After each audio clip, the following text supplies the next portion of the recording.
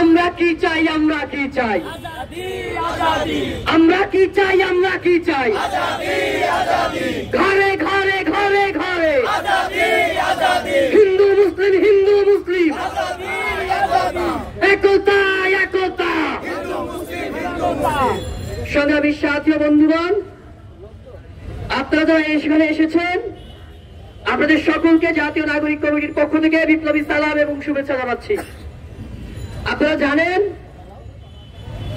এই বাংলাদেশের তিন দিকে একটি সাম্রাজ্যবাদী রাষ্ট্র পরিবেষ্টিত করে আছে, যারা বাংলাদেশের মানুষের স্বার্থ বুঝে না, যারা বাংলাদেশের মানুষের অধিকার বুঝে না, এবং গতকালকে সেই ভিয়েনা কনভেনশনের যে চুক্তি, সেই চুক্তি ভঙ্গ করে ভারতের ত্রিপুরা রাজ্যের রাজধানী আগরতলায় আমাদের সেই উপ হাই কমিশনে তারা হামলা করেছে।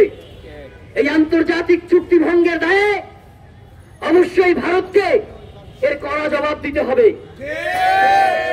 আজকে জাতীয় নাগরিক কমিটি সহ বাংলাদেশের সমস্ত রাজনৈতিক দলগুলো, সমস্ত দল মত নির্বিশেষে, ধর্ম বর্ণ নির্বিশেষে আমরা এক তালে এক সুরে আমরা বলতে চাই, আমরা দিল্লির গোলামি আমরা মানি না।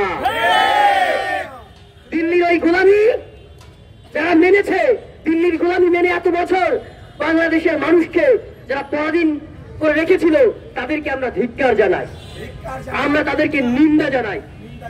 আজকে গতকালকে আপনারা দেখেছেন, এই আমাদের এই ঢাকা বিশ্ববিদ্যালয়, আমাদের এই বাংলাদেশ সাম্প্রদায়িক সম্প্রীতির এক উজ্জ্বল দৃষ্টান্ত হচ্ছে এই বাংলাদেশ।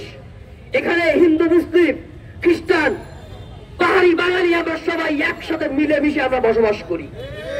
আপনারা দেখেছেন গতকালকে এই ঢাকা বিশ্ববিদ্যালয়ের ঐতিহ্যবাহী জগন্নাথ হল থেকে আমাদের হিন্দু ভাইরা স্লোগান নিয়ে এসছে, বাংলাদেশের প্রশ্নে তারা এক বিন্দু ছাড় দিবে না।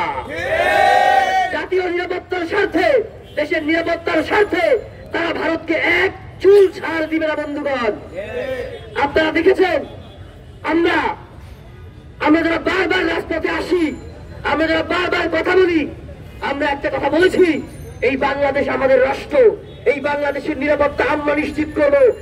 আমাদের মাদ্রাসার ছাত্র ভাইরা, আমাদের মাদ্রাসার তালিবুল ইলম ভাইরা, তারা বছরের পর বছর এই বাংলাদেশে সুখে সমৃদ্ধে হিন্দু মুসলমান মিলেমিশে বসবাস করছে। এই ছাত্র জনতার অভ্যুত্থানের পরে, এই সরকার আসার পরে আমরা দেখেছি মাদ্রাসার ছাত্র ভাইরা তারা মন্দির পাহারা দিয়েছে, এবং মন্দির পাহারা দিয়ে সারাত্র মন্দির পাহারা দিয়ে সেই মন্দিরের সামনে তারা ফজরের নামাজ আদায় করেছে। এটাই আমাদের বাংলাদেশ।